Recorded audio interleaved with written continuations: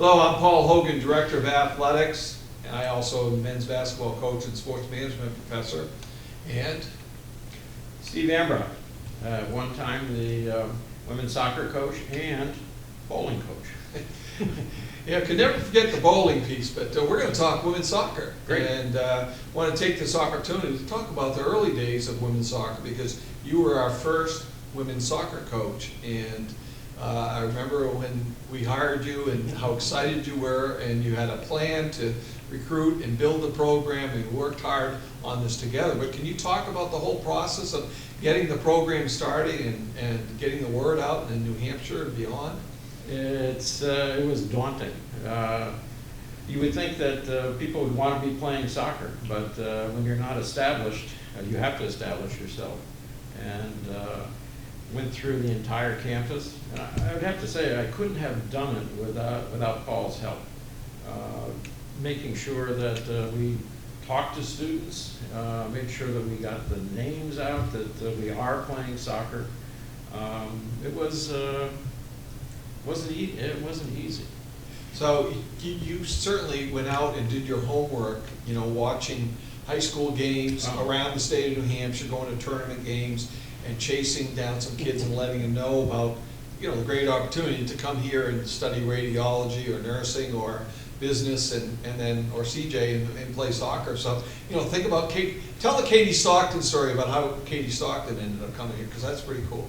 Well, I'd have to say that I probably was looking at, on average, visited about 150 different players in New England to come in and play.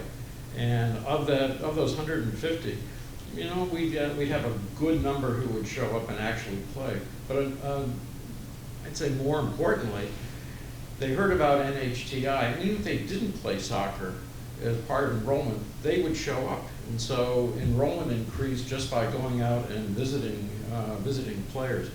But Katie Stockton, one of the 150 times that I was out traveling, and she was up in Stevens High School in Claremont, and I talked to her coach and said, if you could get her, you would have a second coach on the field. And she wasn't interested in coming to NHTI. She wanted to stay close to home in Claremont. And I asked her, and the question I asked every player, can you imagine not playing soccer? And she said, no. She said, can I do that? And I said, you can study at NHTI, you can play soccer. It'll enhance your college experience, and it'll kickstart you for your career. And she came here, and she turned out to be a phenomenal player. Three-time All-American, academic All-American. She scored goals for the United States in the Gold Cup games in Australia, and she's now a radiologist, working in radiology in Boston in the job of her choice. She's got a big job. Yes. Oh, and it was all due to coming to NHTI. But soccer, we came for an old timers game. I guess you would want to call it old timers game. She was in perfect form. She was one of the few people I've ever known who never missed a penalty kick, ever.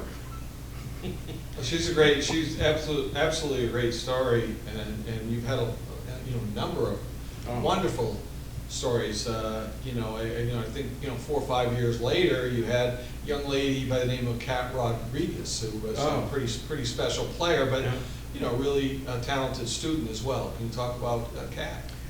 Well, Katherine came in. She was from Merrimack, and she had a difficult task. Melissa Warner had just finished, and Melissa was the team captain, and so we needed someone who could really anchor the backfield.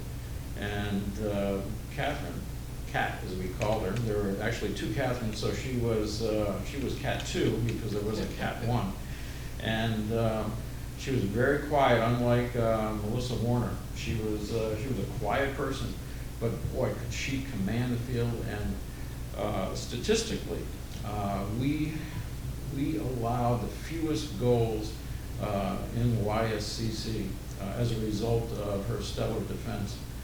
And she was a great communicator. So just a phenomenal player. We were very lucky to have her for 2 years. Again, someone who was on the fence, should I come to NHTI? Can I play soccer?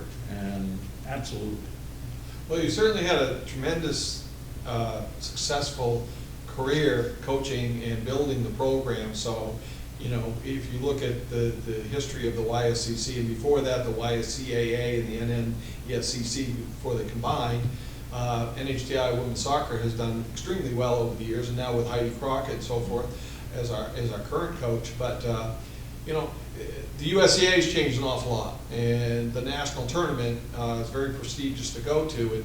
And I thought maybe that you could talk for a moment about the trip to West Virginia, to Bluefield, because that certainly was a tremendous trip. And you went to Texas, you went to Indiana, you went to Michigan over the years, Carolinas, West Virginia, and so forth. Can you talk about the West Virginia trip, because that was pretty cool?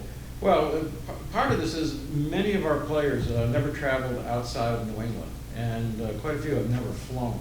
So it provided an opportunity for them to see the country and to become engaged with other people. Paul had mentioned Indiana. We played for the National Tournament Championship and lost that 2-1. But going to Virginia was, I tried to tell the players at the beginning of every year, we have 2 seasons. We have the YSCC season, and we need to win that. But we also have a second season, because we expect that we're going to go to the Nationals. And the second season going to Virginia, we played the host team, and it was a remarkable game. One of our leading players, Justine Barker, had food poisoning and come out of the game. We were down 2-1 with just a few minutes left. She said, "Coach, put me in." She said, I can do it. We put her in, and she scored the tying goal. And we went into overtime, and then finally to penalty kicks, and she was one of the players who scored a penalty kick and allowed us to beat the host team in West Virginia. It was quite outstanding. In great weather. Yeah, the fields were built on the sides of mountains, and they were basically clay fields, and it had rained. So in a lot of places there was ponding water. It was quite something. And some of the pictures we have, the players are totally covered with mud, absolutely totally covered in mud, but huge, huge smiles. And it's they're memories that I hear from players, and they talk about that game, they talk about that trip, that tournament. It was quite an experience. Well, that's what this series is all about, is some of the memories from the past. And I want to thank you for your many contributions. You're in the Hall of Fame.